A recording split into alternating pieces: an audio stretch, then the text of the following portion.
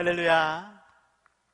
하나님의 사랑과 은혜가 풍성하기를 축복합니다.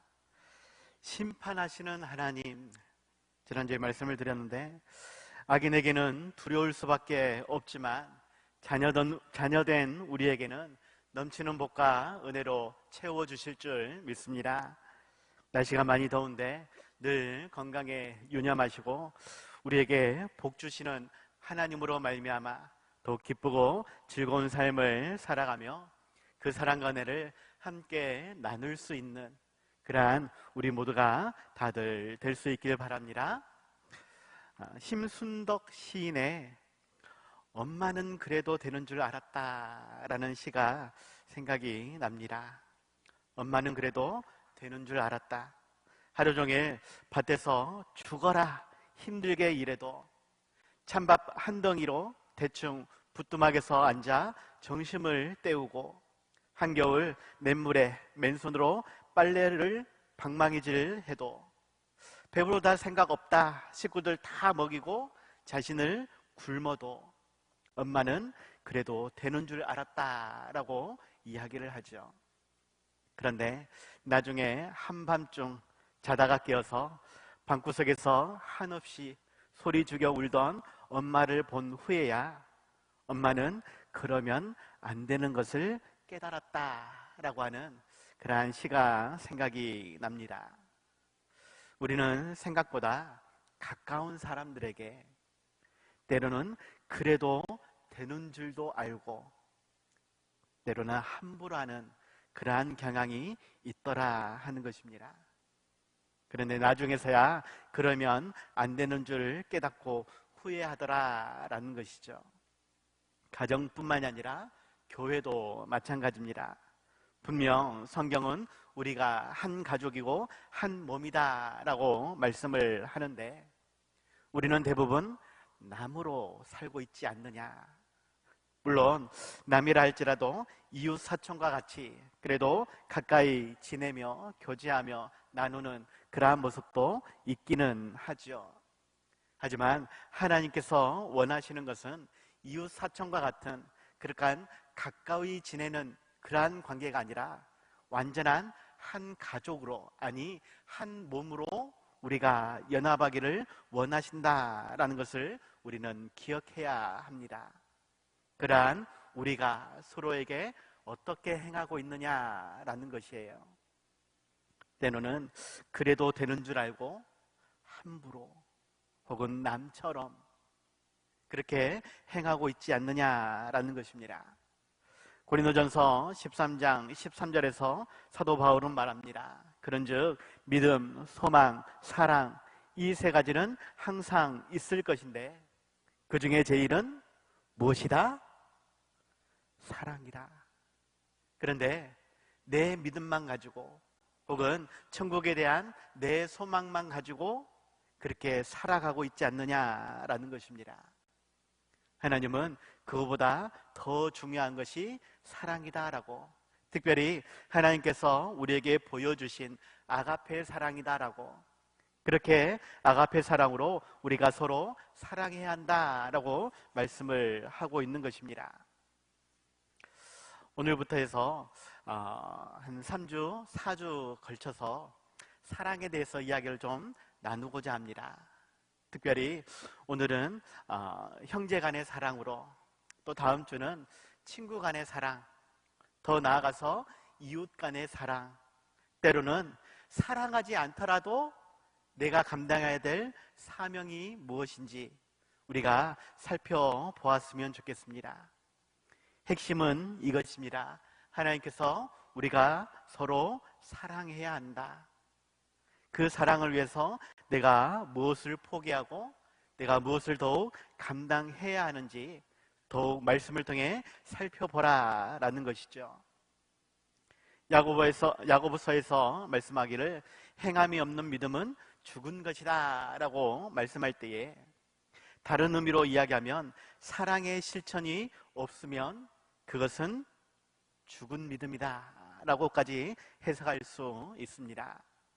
나에게 어떠한 믿음이 있는가, 어떠한 소망이 있는가 이것도 중요하지만 어떠한 사랑이 있는가, 하나님을 향한 사랑, 이것은 당연히 있을 것이지만 내 이웃에 대해, 내 형제에 대해, 특별히 우리 옆에 있는 성도들에 대해서 어떠한 사랑을 가지고 있는가, 더욱 말씀을 통해 살펴볼 수 있기를 바랍니다.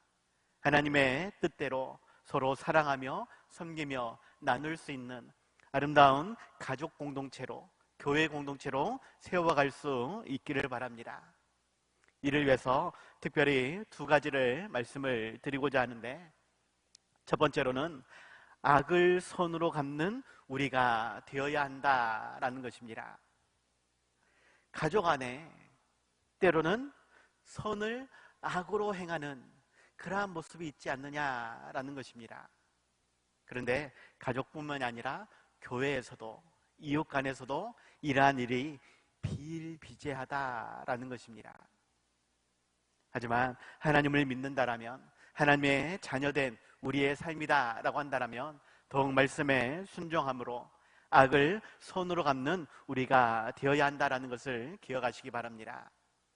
오늘 보면 15절 보니까 요셉의 형제들이 그 아비가 죽었음을 보고 말하되, 요셉이 혹시 우리를 미워하여 우리가 그에게 행한 모든 악을 다 갚지나 아니할까 하고 걱정하는 그러한 요셉의 형들의 모습을 보게 되어집니다.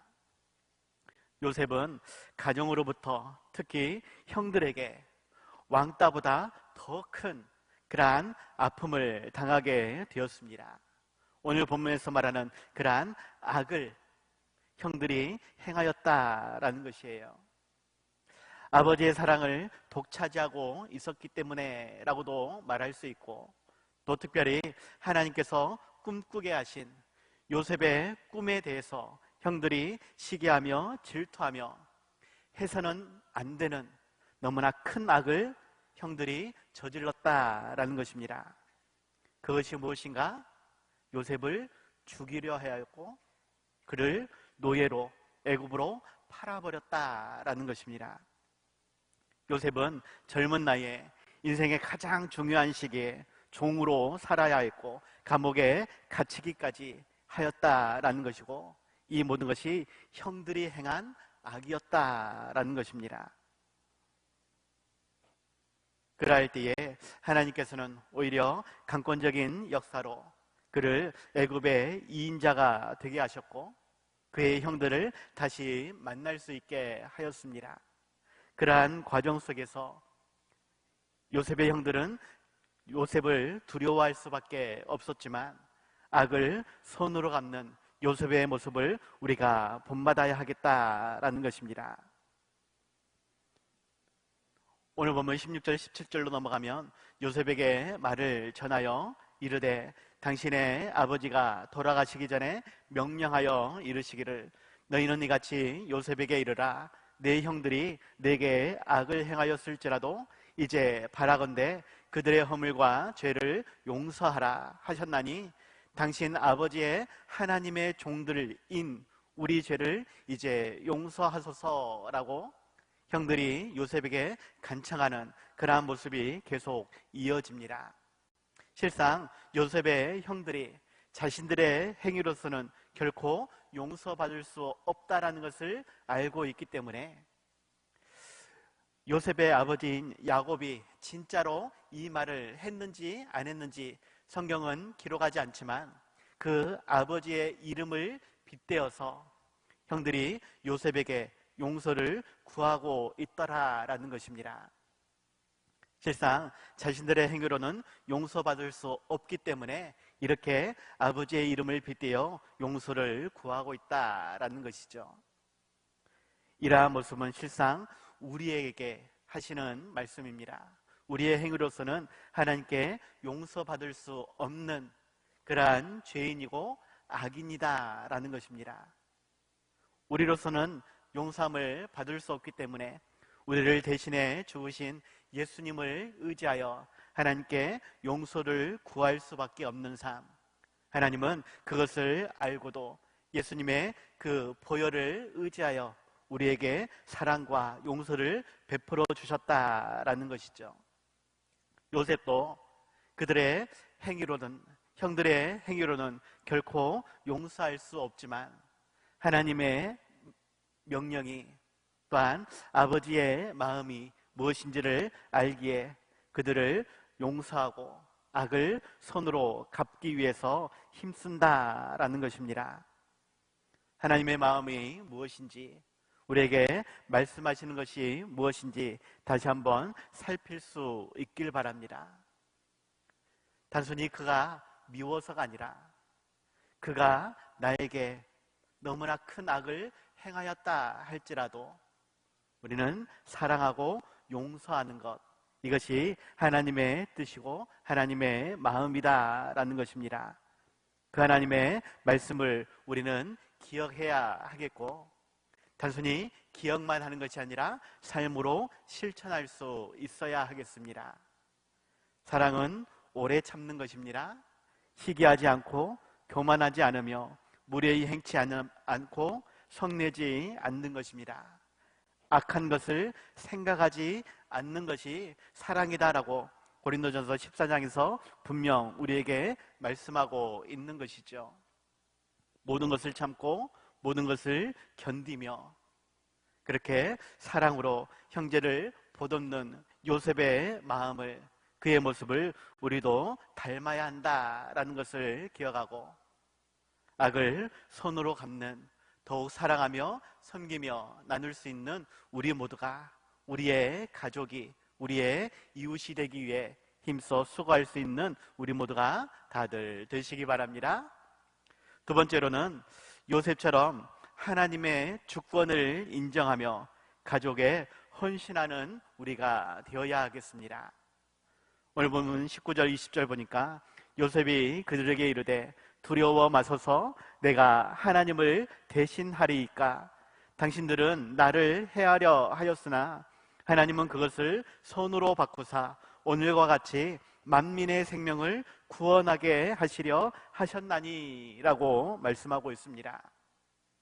내가 하나님을 어떻게 대신할 수 있습니까?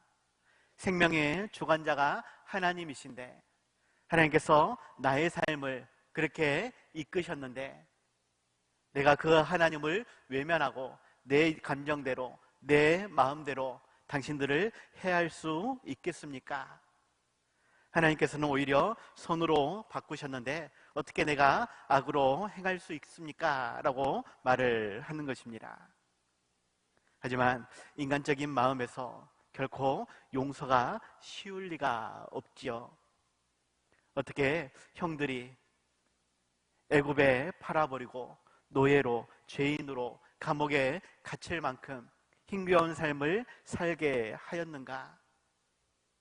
하지만 그것이 하나님의 주권이고 하나님의 계획이었음을 요셉은 고백하고 있는 것입니다. 자기뿐만이 아니라 야곱의 가족들, 그 넘어서 만민의 생명을 구원하게 하시려는 하나님의 주권적인 일하심을 요셉은 불평하거나 원망할 수 없다라고, 그렇기 때문에 용서할 수 있고 사랑할 수 있다라고, 더욱 형들을 섬길 수 있다라고 이야기를 하는 것입니다. 마찬가지로 우리 교회를 향한 하나님의 계획과 일하심이 어디에 있는지 우리는 명확하게 알기는 어렵습니다. 그럴지라도 하나님의 계획은 분열이나 다툼이나 나눔이 아니라 더욱 사랑하며 섬기며 하나됨을 이루기를 원하신다라고 하는 것, 원망이나 분열이 아니라 더욱 힘써 하나님의 교회를 세워가기를 원하신다라는 것, 교회도 가정도 그리고 사회도 마찬가지입니다.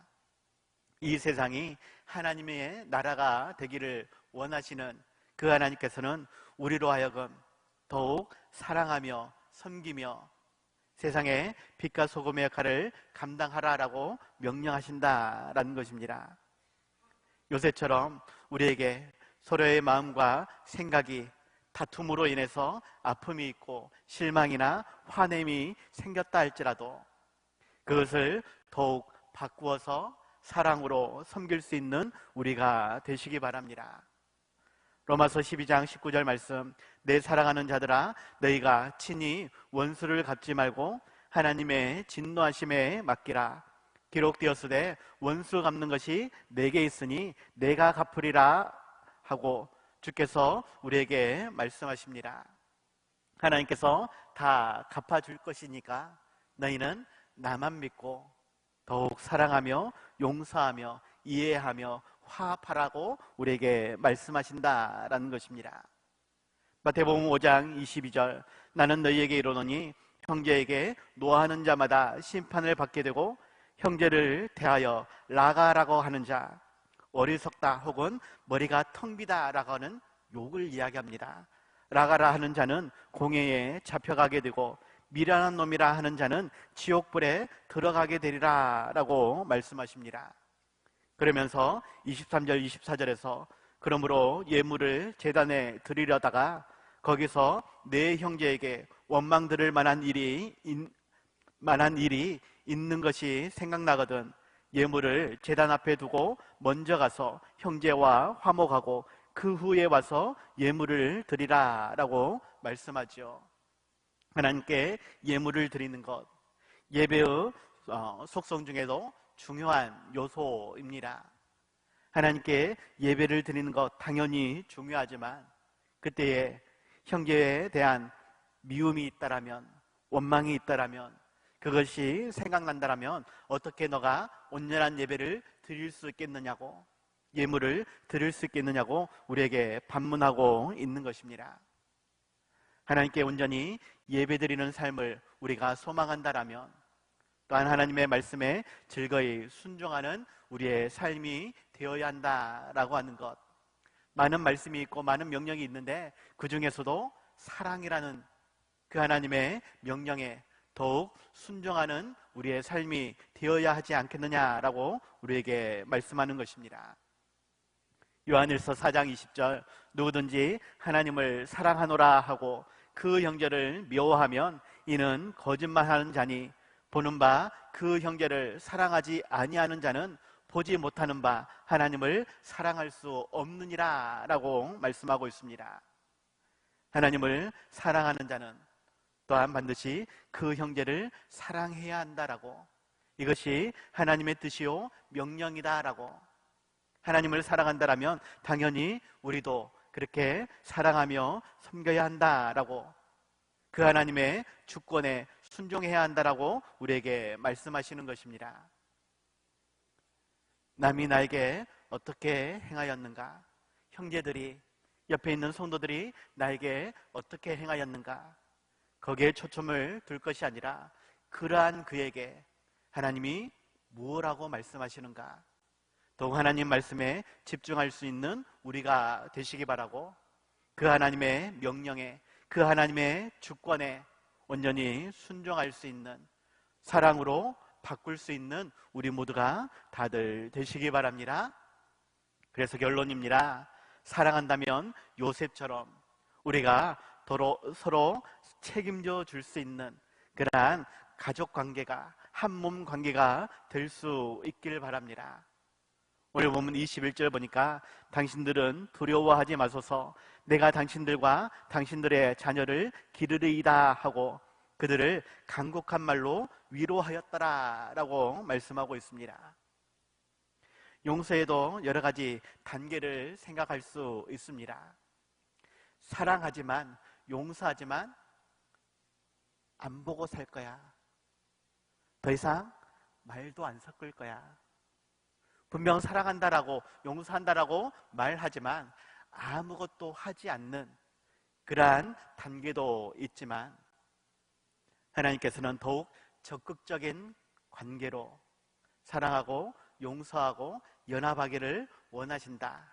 아니, 그보다 더 나아가서 서로를 책임져 줄 수 있는 그러한 관계가 되기를 원하신다라는 것을 기억하시기 바랍니다. 요셉은 이러한 말로 간곡한 위로를 전하고 있습니다. 이 간곡하다라는 단어, 레브라는 단어는 의지와 지성까지도 포함하는 광범위한 의미로 사용된다라고 말을 하죠. 그래서 현대어 성경에서는 이 부분을 요셉은 이렇게 따뜻한 말로 형들의 마음을 어루어 만져주었다.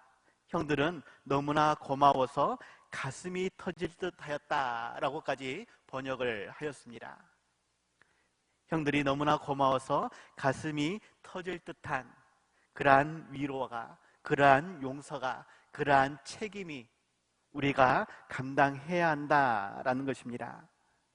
모든 것이 하나님의 주권 안에 있기 때문에 나에게 당하는 고난도, 아픔도, 슬픔도, 특별히 옆에 있는 성도들 때문에, 옆에 있는 가족의 누구 때문에 당하는 고난까지도 하나님께서 그리하셨다라고 고백할 수 있는 그 하나님의 마음은 그러게 나에게 아픔을 주는 사람을 사랑하고 용서하고 이해하고 화합하기를 원하신다라는 것, 그 하나님의 말씀대로 온전히 순종하며 헌신할 수 있는, 서로에게 사랑으로 섬겨줄 수 있는 우리가 되시기 바랍니다.